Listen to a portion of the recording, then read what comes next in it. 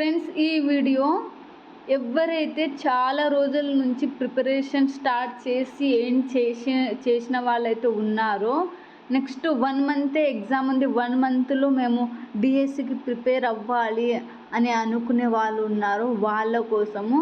ఇంకొకటి main house wife కానీ ఇంట్లోనే ఉండే వాళ్ళ కోసము, ఇది ఓన్లీ వాళ్ళ కోసమే ఈ వీడియో. సో వాళ్ళ కోసమే నేను టైం టేబుల్ సెట్ చేశాను. సో మీ టార్గెట్ ఏముండాలి అంటే, ఈ 1 మంత్ ఎగ్జామ్కి ఉంది, 40 డేస్ ఎగ్జామ్కి ఉంది, 30 డేస్ ఎగ్జామ్కి ఉంది అని అనుకునే వాళ్ళు ఓన్లీ వాళ్ళ టార్గెట్ ఏముండాలంటే చదవడం ఒకటే టార్గెట్ ఉండాలి, అంతే. ఇప్పుడు ఎట్లా మీరు టైం వేస్ట్ చేశారు, ఎట్లా మీ టైం వెళ్ళిపోయింది, ఆ టైం అనేది మళ్ళీ రాదు. కాబట్టి ఈ 1 మంతే మీ టార్గెట్, ఓన్లీ రీడింగ్. మీరు చదువు తప్ప వేరే ఏం చెయ్యకండి. 1 మంత్ కష్టపడితే మీకు జాబ్ వస్తుంది. ఈ జాబ్ కోసము 1 మంత్ మీరైతే కష్టపడాలి. సో ఫస్ట్ అయితే మీరు ఇన్ని రోజులు బాగా నిద్రపోయి ఉంటారు, 7 గంటలు 8 గంటలు 9 గంటలు బాగా నిద్రపోయి ఉంటారు. ఇంకొకటి టైం వేస్ట్ చేసి ఉంటారు. సో ఈ 1 మంత్ దయచేసి 1 మంత్ మీరు కొంచెం నిద్ర తగ్గించండి. అలానే నిద్రగా కూడా మనకు ఎంత సరిపోలో అంత నిద్ర పోవాలి. కాకపోతే మనకు జాబ్ అవసరం కాబట్టి 1 మంత్ మీరు ఎలాగైనా గట్టిగా ప్రిపరేషన్ స్టార్ట్ చేయాలి, తప్పదు. 6 గంటలు నిద్ర పోవాల్సిందే, సరేనా? 5 గంటలు, చాలామంది 4 గంటలు, చాలామంది విజ్ఞానవేత్తలు 4 అవర్స్ నిద్రపోయిన వాళ్ళు కూడా ఉన్నారు. సో కనీసం వాళ్ళని చూసైనా మీరు మీ హెల్త్ గురించి, హెల్త్ పరంగా అన్నీ మంచిగా ఉండేటట్టు ఈ 1 మంత్ కష్టపడితే చాలు. అలా ఫిక్స్ అయ్యి మీరైతే ఈ టైం టేబుల్ అయితే ఫాలో చేస్తే మీకు జాబ్ వస్తుంది. సో చాలామంది చదువుకొని రివిజన్ చేయని వాళ్ళు కూడా ఉంటారు. సో అలాంటి వాళ్ళ కోసం అయితే ఈ వీడియో చేశాను. సో నేనైతే నేను 1 మంత్కు ప్లాన్ చేస్తే ఎలా ఉంటుంది అనేది నేను ఇట్లా రాసుకున్నాను. సో ఎందుకో వీడియో పెట్టాలని అనిపించింది. సో దానికోసం అయితే వీడియో పెట్టాను. సో ఫస్ట్ మన టార్గెట్ ఏముండాలి, రీడింగ్ ఉండాలి. మార్నింగ్ 4కి లేవాలి, ఖచ్చితంగా 4 o'clockకి లేవాలి. 15 minute మెడిటేషన్ చేయాలి. మీకు నిద్ర సరిపోదు, మీ హెల్త్ మంచిగా ఉండాలి అంటే 15 minutes, daily 15 minutes compulsory meditation చేస్తే మైండ్ అనేది కొంచెం రిలాక్స్ అవుతుంది. సో నెక్స్ట్ 15 minutes మెడిటేషన్ చేసిన తర్వాత 4:15 AM to 7 AM reading.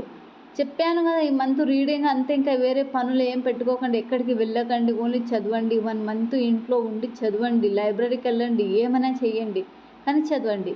Next 7 AM to 8 PM వరకు 1 hour హౌస్ వైఫ్ ఉంటారు కదా, 1 hour అంటే కుకింగ్ చేయండి. అంటే ఇదే టైం అని కాదు, ఇది నాకు సంబంధించిన టైమింగ్ కాబట్టి మీకు ఏ టైంలో మీరు కుక్ చేస్తారు, లేకపోతే మీ హస్బెండ్ కానీ మీ పిల్లలు కానీ తొందర పంపించే వాళ్ళైతే మార్నింగ్ ఎర్లీగా లేచి ఇదే 1 hourలో కుకింగ్ చేసుకోండి. 7 to 8 PM మీకు సరిపోదు అంటే దానికన్నా ముందు 5 o'clock 5 to 6 ఆ టైమ్స్ ఫిక్స్ చేసుకోండి, సరేనా? మిగతా టైం చదవడానికి కేటాయించండి, సరేనా? So next 8:15 AM to 10 AM అంతవరకు రీడింగే. కుకింగ్ అయిపోయిన తర్వాత 15 minutes దేనికైనా యూజ్ అవుతుంది కాబట్టి, ఏదైనా చిన్న వర్క్ ఉంటుంది, కొంచెం అక్కడిక్కడ టైం వేస్ట్ అవుతుంది కాబట్టి నేను 8:15 పెట్టాను.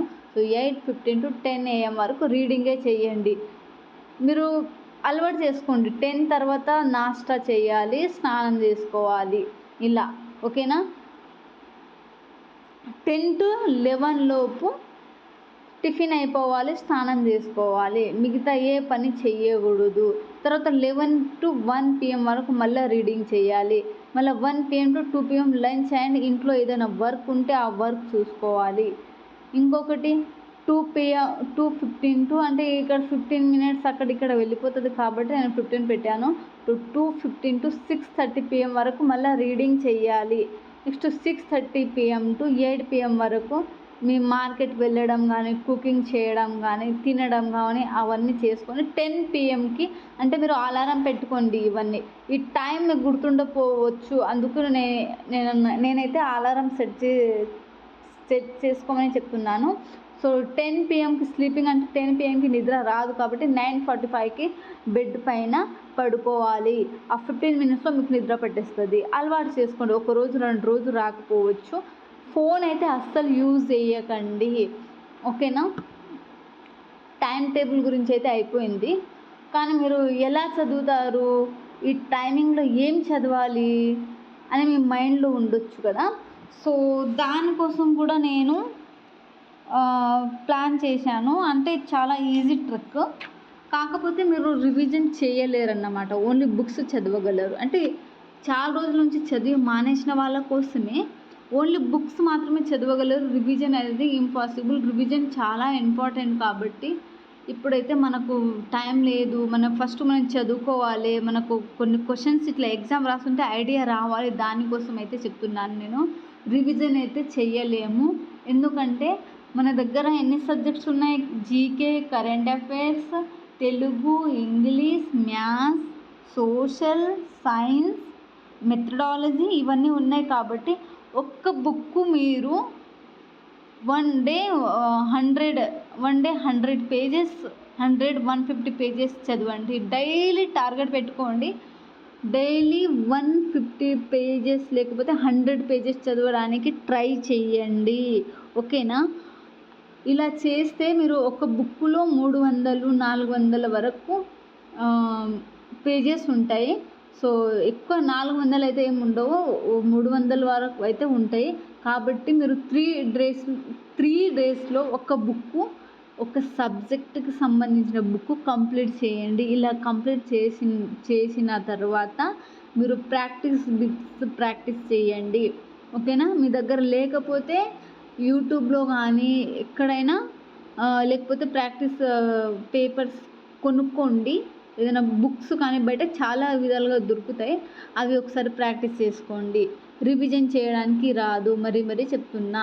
ఇంకా జీకే, కరెంట్ అఫైర్స్ వచ్చేసి మీరు బుక్స్ కొనుక్కోండి, లేకపోతే యూట్యూబ్లో క్లాసెస్ వినండి. చాలా వీడియోస్ ఉన్నాయి జీకే, కరెంట్ అఫైర్స్కి సంబంధించింది. So thank you for watching my videos. నా వీడియో నచ్చినట్టయితే లైక్ అండ్ సబ్స్క్రైబ్ చేయండి. నేను ఇంతకంటే బెటర్ వీడియో చేయడానికి ట్రై చేస్తాను, కాకపోతే ఇప్పుడు ఎగ్జామ్ టైం కదా. సో మంచిగా ప్రిపేర్ అవ్వాలి, అందుకోసం నేనైతే వీడియో పోస్ట్ చేశాను. So thank you for watching my videos.